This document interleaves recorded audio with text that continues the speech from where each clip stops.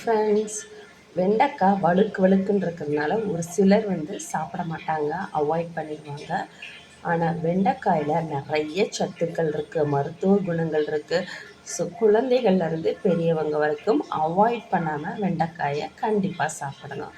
So வெண்டைக்காயில் இருக்கக்கூடிய கொழப்பு போகிறதுக்கு என்ன பண்ணணும் தெரியுமா? முதல்ல வெண்டைக்காயை வாஷ் பண்ணி இது மாதிரி எடுத்து வச்சுக்கோங்க. அடுத்து நம்ம கட் பண்ணிக்கலாம். ஸோ இந்த அளவுக்கு கட் பண்ணி ரெடியாக எடுத்து வச்சுக்கோங்க. அடுத்து நம்ம இதை அடுப்பில் வைக்கலாம். ஸோ அடுப்பில் வச்சு இந்த மாதிரி கிளறி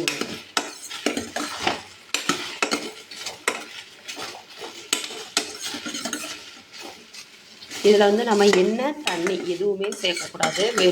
வெறும் கடாயில் இந்த மாதிரி வெண்டைக்காயை போட்டு வதக்கினோம்னா அதில் இருக்கிற அந்த கொழப்பு எல்லாம் போயிடும். அதுக்கப்புறம் நம்ம குழம்புல சேர்த்துக்கலாம்.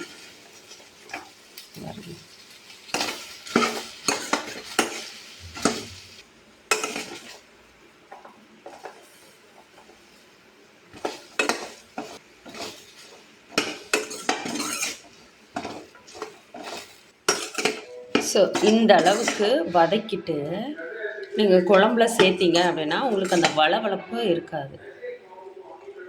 அவ்வளவுதான். பாய்.